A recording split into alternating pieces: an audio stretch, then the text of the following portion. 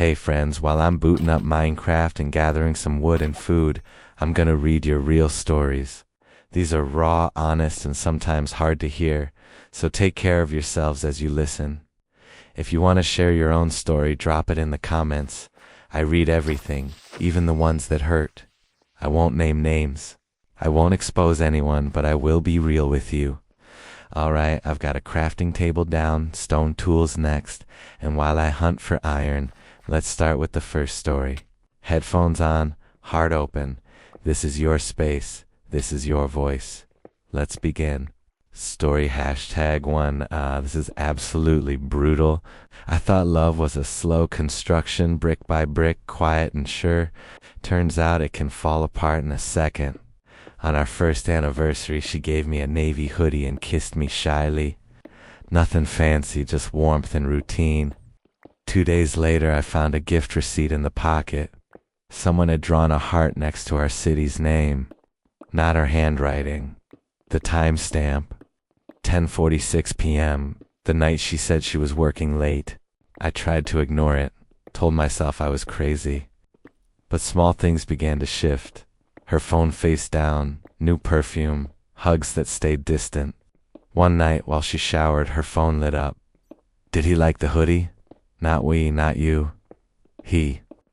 The next day I went to the store. The cashier smiled. Cute couple bought matching ones that night, she said. Yours and a gray one. I walked home in silence, the world sounding like static. That evening she came home, kissed my temple and asked, "Have you seen my gray hoodie?" I said no. The lie tasted like metal. A few days later I asked her straight, "Who is he?" She cried, said she didn't mean for it to happen, said it felt like coming up for air. I wanted to scream, "I've been breathing beside you the whole time," but all I did was nod. Now the navy hoodie sits folded in a box. I can't wear it, can't throw it away. It's proof love was real, and then it wasn't. People ask if I'll ever forgive her. Maybe. But not today. Today I'm learning to cook rice properly, fix curtain hooks, and sleep without checking for her side of the bed. If you've been here too, trust me, the receipt is real, but so is the part of you that still knows how to love again. Story #2. This is a complete nightmare. I learned the sound of betrayal before I saw it. It was 8 minutes and 12 seconds long, compressed into a voice note that started with a laugh I didn't recognize as my boyfriend's and ended with a whisper I knew too well. I was at the laundromat when it arrived, sitting on the plastic bench that tilts you toward the vending machine. The dryers roared, coins clinked, and my phone buzzed on my knee. A friend, bless her, curse her, had forwarded it with one sentence, "You need to hear this." I didn't press play right away. I watched my shirts rotate behind the glass. It felt safer to study the orbit of socks than the orbit of my life. I told myself it was a prank. People do terrible elaborate pranks with audio. But I pressed play when the dryer clicked into its final spin and the whole row shuddered like a train. His voice soft and lazy the way it gets when he's lying on his back. A woman's voice overlapping, not embarrassed, not hidden, like music playing in a kitchen while you cook. They talk about banal things, a sandwich, a TV show, a cat that isn't ours, and then about me like I am a pot on the back burner. He says I'm sweet the way people say water is fine. She says, "I don't want to be the reason you hurt him," and then laughs, and then they do the thing. That makes up the middle part of the voice note, the part I turned down to a whisper but couldn't turn to 0 because my hand was shaking. 8 minutes and 12 seconds is long enough for a load of towels to go from damp to almost dry. It's also long enough to erase 2 years if you let it. I didn't cry at the laundromat.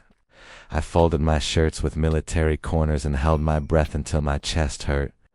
I put the phone face down in the basket and wheeled it home like a quiet animal.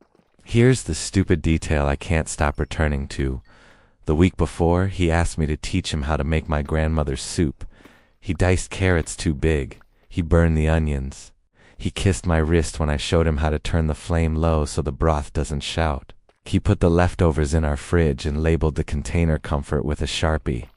The voice note was recorded the next day. People think they'll confront with poetry. I confronted with logistics. "What is this?" I said. And I sent him the audio file, and then my next message said, "Please come home now." He called. He said, "Where did you get that?" Like the problem was theft. I said, "From a friend," and he said my friend must hate him. I said, "Do you love her?" And he said, "Don't do that," which is not an answer but is a sentence you only say when the answer is inconvenient. When he got home, he stood in the doorway like he was prepared to run. In another life, I would have laughed at that. He took off his shoes. He sat on the edge of the couch and covered his face the way people do when they already know the verdict. He said words that are staples in these situations. Confused meant nothing, just happened. Didn't want to hurt you like flowers, salt, water. I asked him how many times. He didn't answer. His silence was a number I will always guess at. I had questions that sound ridiculous now. Did you wash the mug you used? Did you think about me at any point? Did you keep the spoon from the soup? I didn't ask them. I said, "You need to leave for a while." He asked where he should go, as if there were a polite hotel for people who made this mistake. He packed a bag with the same efficiency he used when we traveled to see my sister. He took the sweater my sister gave him. That made me angrier than anything else. After he left, the apartment turned into a museum of intent. The soup container in the fridge, the book we were reading aloud, the plant he chose and immediately underwatered. I slept with the lights on for 3 nights because somewhere in my animal brain light meant nothing else could surprise me. In the morning I played the voice note again, and then I hated myself for it, and then I deleted it, and then I took it out of the recently deleted because apparently grief also needs exhibits. Friends took turns sitting with me like shifts at a hospital. My mother sent recipes like blankets. My neighbor knocked with tea and said, "You don't know me, but I heard crying, and I have been there." She told me the year she left her husband, the exact month the light came back through her kitchen window. I wanted to believe her timeline could be mine if I just copied the dates into a calendar. He texted, then called, then wrote an email that used the words repair and work and future like he was applying for a job. He said he was in therapy, that he understood something about himself now that I was his home. I looked around at the apartment and thought, home is also a set of keys and a rent payment, and the courage to not lie when the door is unlocked. I didn't answer for a week. On day 8, I wrote, "I am not your path back to yourself." It felt like stealing my lungs back. There isn't a clean ending yet. He exists in the city like a shadow I might step into at any time. Sometimes I think about the soup and how the flame should be low enough that you can see the gentlest motion on the surface, like someone breathing. I keep the Sharpie labeled container on a shelf as a dare to myself to throw it away.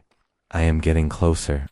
If you're listening to this while you mine iron or build a roof or run from creepers in the night, here's the one thing I can give you. I survived the 8 minutes and 12 seconds. You can survive your number, whatever it is. Turn down the volume, turn on the light, make the soup for yourself. Label it comfort and mean it.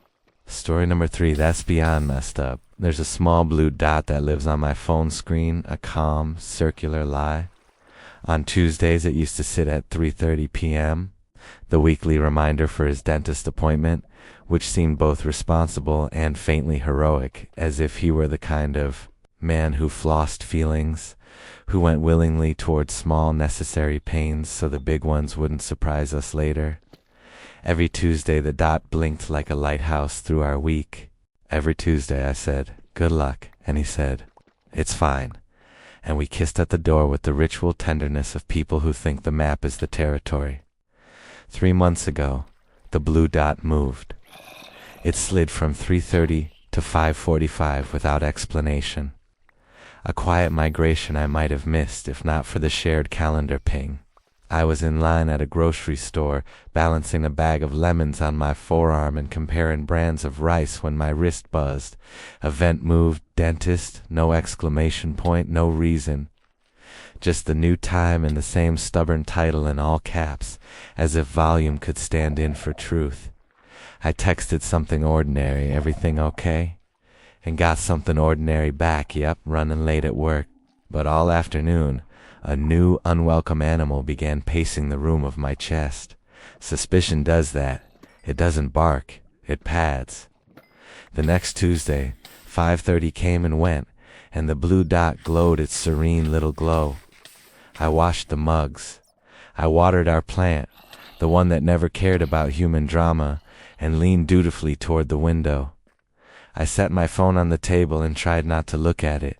The keys in our hallway dish made their tiny metal chorus when I shifted, and for a minute I hated them for sounding like home. He came back smelling like rain and eucalyptus. Dennis switched me to a new room, he said when I asked why his shirt was on inside out. They're rearranging. The answer was so clumsy it would have been funny in another universe.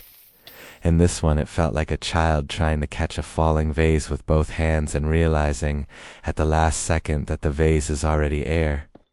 I don't have a talent for sleuthing. I'm the kind of person who loses my headphones in my own pocket. But the calendar was ours, and the dot was ours, and my curiosity, I know my right, felt like a door creaking open. I scrolled back through old Tuesdays, then further, mapping the pattern like a scientist who doesn't want the truth her data is insisting upon. The times drifted, the titles hardened. Dentist, dentist, dentist, dentist. An unbroken chorus with the occasional typo, dentist, that made my stomach fold. The first proof wasn't the calendar, though. It was a parking ticket. He dropped his messenger bag beside the couch and the ticket slid out like a confession. I wouldn't have recognized the street, but the city prints a tiny map in the corner like a child's drawing of directions home. It was 3 blocks from a yoga studio I used to go to before I convinced myself that stretching in the living room counted as the same thing. I stared at the fine, at the uneven scrawl of a meter attendant's initials. The date was a Tuesday. The time was 6:02 p.m. You were late, I said, trying to keep my voice from breaking into last names like a school principal. He blinked. What? I held up the paper. He looked at it like it was a bird that had flown in from the wrong window. Oh, he said finally. I grabbed tea after. My mouth was numb. He smiled the way people smile when they think the performance will be graded on effort alone. I put the ticket in the bowl with the keys and said I needed a shower. In the bathroom, the mirror caught my face and made it a stranger's. I leaned close to see if there was a sign on my skin I'd missed, a tattoo that said "easy to lie to." I found the rest because betrayal is sloppy. It leaves breadcrumbs and assumes you won't be hungry enough to follow. Her name was Lydia. I didn't know that yet. I only knew that the blue dot had a twin, a coffee shop's rewards app on his phone that kept offering welcome back. Coupons on, you guessed it, Tuesdays. I knew because the app, aggressive as any marketer, sent push notifications to the shared tablet we used to stream shows. The first time it read, "You're 2 visits away from a free pastry." I laughed from the kitchen. Who's secretly living on croissants? Who's secretly living on croissants? The second time, on a Tuesday at 6:11 p.m., it announced, "Your barista Lydia has a note for you." I wasn't laughing. I wish I could say I confronted him right then, but grief and rage are not a perfectly rehearsed duet. They miss cues. They step on each other's lines. I waited until the next Tuesday. I told him I had a late meeting. I wore my most ordinary clothes and sat in my car 2 streets over from the coffee shop, which faced a tiny park where 2 teenagers were teaching a younger brother how to kick a ball without falling. The sky was the color of an empty plate. At 5:44 he appeared, walking too fast for someone headed toward a drill. He looked happy in a way that made me want to break every blue item I owned. He didn't go to the dentist.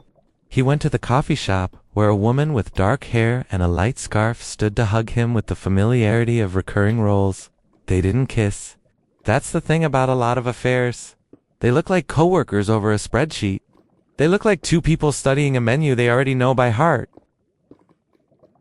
I watched them through glass and wanted to scream into the gentle Tuesday evening until someone called the police and the police asked, "What's the emergency?" And I answered, The emergency is that two people can ruin a life with calm voices and a pastry. When I finally walked in, my hands were steady. I stood at the counter. The barista, another one, young and kind and tragically embroiled, asked what I'd like, and I said to know if the dentist sells scones. She blinked. He turned. Our eyes met. His face performed an entire opera in 5 seconds: shock, denial, negotiation, and then a buying of time. He said my name like it was a spell. Lydia looked at me with an expression I still can't parse: pity, guilt, annoyance, all the colors of a polite catastrophe. We took it outside. People always do. The park swallowed our voices like a responsible adult. He tried the phrases you try. It's not what it looks like. We're just talking. You've been so busy. And I stood there watching his mouth-shaped syllables I'd loved yesterday and wanted to glue shut today. Lydia said, "I'm sorry," in a tone that suggested she was apologizing for cutting in line. I asked her if she knew about me. She said yes, and then she said the part that will always singe. He said you were kind. Not good, not the love of his life. Kind, like a loner umbrella on a wet day. I wish I could recount the argument with precision, but it blurred, as shock does, into a series of images. My hands finding the keys in my pocket. A dog trotting past, delighted by the same squirrel that had been boring 12 seconds earlier. The teenagers in the park pausing their game because the world had cracked just enough to make them look. In a solvable story, I would have thrown something. I didn't. I took a breath that hurt and said, "We're done for now. You need to find a place to stay." He followed me home in his car like some backward parade. He packed in careful, unheroic motions, folding socks as if neatness could fix it. He touched the plant's leaf like it could testify for him. He asked if I'd talk later, if we could debrief. The language of meetings felt obscene in our bedroom. I said no, and then I said, "Not now," because apparently I'm the kind of person who edits even my refusals for fairness. After he left, the apartment did the thing apartments do after a departure. It echoed. The spaces he'd occupied, chair, sink, the rectangle of carpet by the bed, were outlined like chalk. I went to the calendar and stared at the next Tuesday, the blue dot shining like a dare. I clicked it. I renamed it. I erased dentist and typed run. The word didn't make me faster. It made me breathe. The first Tuesday without him, I ran by the river with bad form and worse shoes. A woman older than me passed on my left and said softly, "You'll find your pace." I wanted to ask her how she knew which part of me was broken, but sometimes people see because they've been here before. Weeks passed. The blue dot stayed where I put it. My body learned the loop with the hill at the end. I blocked his number, then unblocked it to read the apology that said everything except the one thing I needed, then blocked it again. Lydia texted once from a number I didn't know. "I didn't mean to hurt you." I didn't respond. Meaning belongs to poets and litigators. I was neither. There isn't a triumphal ending. There is only the inventory of small, stubborn survivals, the plants still turning toward light. The lemons I bought that day becoming a tart I ate with a friend on the floor. The keys in the dish sounding like themselves again. I kept the parking ticket in a drawer to remind me that maps can be lies, but fines are not. I changed the shared calendar permissions and then removed him entirely, a digital exorcism that made my hands tremble more than any church bell could. If you're listening to this while you mine or craft or stand in a cramped pixel cave waiting for morning, here's what I learned from the Blue Dot Tuesday. Sometimes the softest signs are the loudest truths. You are allowed to ask questions without apologizing for the tone. You are allowed to rename the event. You are allowed to move the dot.